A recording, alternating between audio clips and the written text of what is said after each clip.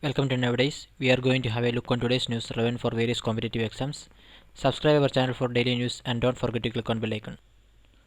The first news is about Resilient Kerala program. The Government of India, the Government of Kerala and the World Bank signed a loan agreement of $250 million for the first Resilient Kerala program. It is the first state partnership of the World Bank in India.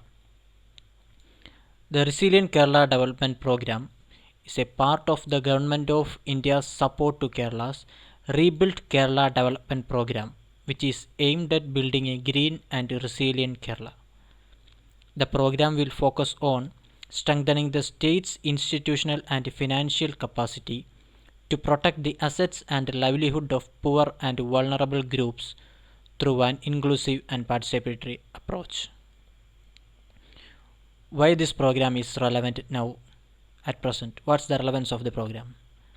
As we know that in 2018 floods and landslides, it led to a severe impact on property and infrastructure and lives and livelihood of people in Kerala. Over 1/6 of the state's population, about 5.4 million people, was affected, while 1.4 million were displaced from their homes, and the affected were mostly poor and vulnerable segment of the population. The detail is given in the PDF. The source is PIB. Next news is regarding Education Quality Upgradation and Inclusion Program. EQUIP. The Human Resource Development Ministry has finalized and released a 5-year vision plan named EQUIP. This has been done in accordance with the decision of the PM for finalizing a 5-year vision plan for each ministry.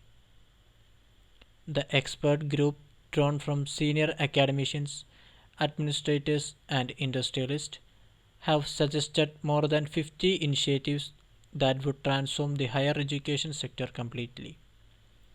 The group have set several goals for higher education sector. Some of them are: double the gross enrollment ratio in higher education and resolve the geographically and socially skewed access to higher education institution in India. Position at least 50 Indian institutions among the top 1,000 global universities. Promote research and innovation ecosystems for positioning India in the top 3 countries in the world in matter of knowledge creation. Double the employability of the students passing out of higher education. Promote India as a global study destination. Achieve a quantum increase in investment in higher education. The source is PIB. The next news is regarding genetically modified groundnut.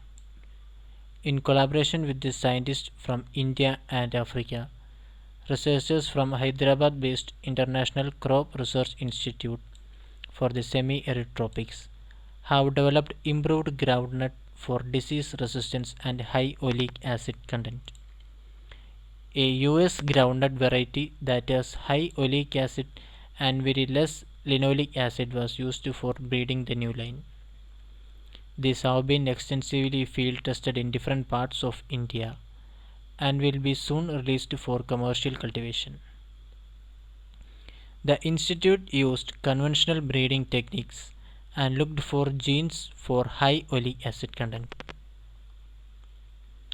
The quality of groundnut oil is defined by its fatty acid composition. It is highly desirable to increase the oleic acid content and reduce both linoleic and palmitic acid content. Excess consumption of palmitic acid increases the risk of cardiovascular diseases. Linoleic acid is not stable on heating and causes deterioration of foods due to oxidation with oxygen. Linoleic acid also promotes formation of trans fats. On the other hand, oleic acid reduces the level of low density lipoprotein cholesterol and maintain level of high density lipoprotein cholesterols. Oleic acid also reduces the formation of tumor. The source is Hindu. The next news is regarding fortified rice distribution through PDS. It is a centrally sponsored pilot scheme on fortification of rice and its dispersal through PDS. The Department of Food and Public Distribution has approved this pilot scheme. Financial assistance of up to 90% in case of northeastern hilly and island states and up to 75% in case of rest of the states has been extended. Further, the government has also advised all states and UTs, especially those states and UTs that are distributing wheat flour through PDS, to distribute fortified wheat flour through PDS. Fortification is a complementary strategy to fight malnutrition. Under this scheme, there is addition of key vitamins and minerals such as iron, iodine, zinc, vitamin A and D to staple foods such as rice, wheat, oil, milk, salt are done to improve their nutritional content. There are several ways for rice fortification. These are given in details in the PDF. The regulatory authority is Food Safety and Standard Authority of India. It has formed a comprehensive regulation on fortification of foods. These regulations set the standards for food fortification and encourage the production, manufacture, distribution, sale and consumption of fortified foods. World Health Organization recommends fortification of rice with iron, vitamin A and folic acid as a public health strategy to improve the iron status of population wherever rice is a staple food. About Food Fortification Resource Center FFRC. It is established under FSSAI in collaboration with the Tata Trust. It works dedicatedly to provide essential support to stakeholders like relevant government ministries, food business, development partners, etc., promoting and supporting food fortification efforts across India. The source is Business Dan. Next news is regarding sister city partnership between Ahmedabad and Kobe. These are two cities in India and Japan respectively.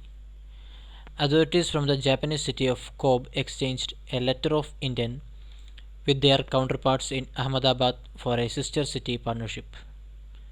This will pave the way for an enhanced economic relationship between the two vibrant cities as well as the two countries. The letter of intent was exchanged in the presence of Prime Minister Narendra Modi, who visited Kobe to address a large Indian diaspora event. In November 2016, Modi and his Japanese counterpart Shinzo Abe inked a sister state relationship memorandum of understanding for Gujarat and Hyogo Prefecture. Kobe is the capital city of Hyogo. The MOU sought to promote mutual cooperation between Gujarat and Hyogo in the field of academics, business, cultural cooperation, disaster management and environment protection. What are sister cities? Sister cities are a form of legal or social agreement between towns, cities, countries, etc. in geographically and politically distant areas to promote cultural and commercial ties. In recent years, the term city diplomacy has gained increased usage and acceptance. The importance of cities developing their own foreign economic policies on trade, foreign investment, tourism and attracting foreign talent has also been highlighted by the World Economic Forum. The source is Business Dan. The next news is regarding small saving schemes. According to a recent notification issued, the Government of India has reduced the interest rates on small saving schemes, which includes the Senior Citizen Saving Schemes and the Public Provident Fund. The Finance Ministry said that interest rates for small saving schemes, will be reduced by 10 basis points for July-September quarter of the ongoing financial year. The move is aimed at matching the softening of interest rates in the banking sector, since the RBI cut its benchmark policy rate thrice during the year. Interest rates on various small saving schemes are given detailed in the PDF. The source is Live Mint. The next news is about Aruna Sundararajan Committee. The Union Telecom Minister has formed a committee to spell out revival plans for telecom sector. The mandate is to review levies, including spectrum usage charge, and promote ease of doing business in the telecom sector. The committee will be headed by Telecom Secretary Aruna Sundararajan. As we know, the telecom sector has been undergoing financial stress for a long time. The reduction of levies fees, including license fee, spectrum usage charge, and universal service levy, has been a long-standing demand of the industry, along with review of the definition of aggregated gross revenue. The source is Hindu. The next news is about Ladakh Singhe Khabab's Sindhu Festival. Jammu and Kashmir Governor Satyapal Malik inaugurated the Ladakh Singhe Khabab's Sindhu Festival at Leh. The festival is a tourist promotional festival in Ladakh region of Jammu and Kashmir. It is celebrated on the bank of Indus River at Leh. The festival presents the Indus River as a symbol of the multi-dimensional cultural identity of India that got its name from the Indus River. It is celebrated every year since 1997 for 3 days in the month of June. Folk songs and dance are performed, and local handicraft and ethnic foods are being exhibited before the tourists during the festival. The source is All India Radio. The next is about payment security mechanism for distribution companies. The government approved the proposal for the implementation of a payment security mechanism for the purchase of electricity by distribution companies from generating firms.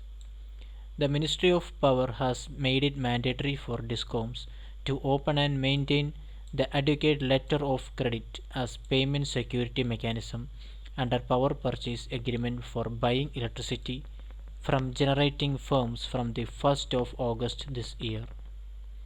As per the order, national, regional, and state load dispatch centers are directed to dispatch power only after they are told by the power generating company and the DISCOMs that an LOC for the desired quantum of power has been opened. The independent power producers have been demanding to put in place a payment security mechanism to reduce stress in the sector. The source is Hindu. The next news is about Go Tribal campaign. The campaign was launched by Tribal Affairs Ministry and TriFed in association with Amazon Global. The collaboration aims to create awareness and promote tribal arts and craft, as well as aid in socio-economic welfare of over 700 Indian tribes. The event also saw the global launch of Tribes India through Amazon Global Selling, under which Tribes India and Amazon Global Marketing will launch Tribes India products globally through Amazon.com. The TriFed is an organization under the Ministry of Tribal Affairs. It is engaged in marketing development of tribal products including tribal art and craft under the brand name Tribes India. The source is All India Radio. Now we are going to see National Council for Vocational Education and Training, NCVET, a non-statutory regulatory body. It is headed by a chairperson and has executive and non-executive members. The Ministry of Skill Development and Entrepreneurship notified the establishment of NCVET through a government notification. It was established by merging the functions of National Council for Vocational Training and National Skill Development Agency. The functions of NCVET includes recognition and regulation of awarding bodies assessment bodies, and skill-related information providers. It includes grievance redressal, research and information dissemination, indirect regulation of vocational training institutes through awarding bodies and assessment agencies. The source is PIB. The news is about National Investment and Manufacturing Zone. The government has granted final approval to 3 National Investment and Manufacturing Zone. One is in Jaipur district of Odisha, another in Prakasham district of Andhra Pradesh, and the third one is in Sagar Reddy district of Telangana. National Investment and Manufacturing Zones are one of the important instruments of National Manufacturing Policy 2011. NIMZ are envisaged as large areas of developed land with the requisite ecosystem for promoting world-class manufacturing activity. There is some sort of difference between NIMZ and SEZ, which is Special Economic Zone. The main objective of Special Economic Zone is promotion of exports, while National Investment and Manufacturing Zone are based on the principle of industrial growth in partnership with states and focus on manufacturing growth and employment generation.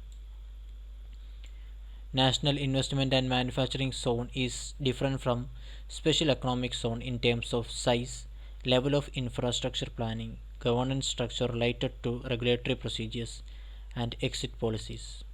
The source is PIB. Thanks for watching. The PDF of detailed news is given in description. Subscribe our channel for daily news and don't forget to hit the bell icon. See you tomorrow.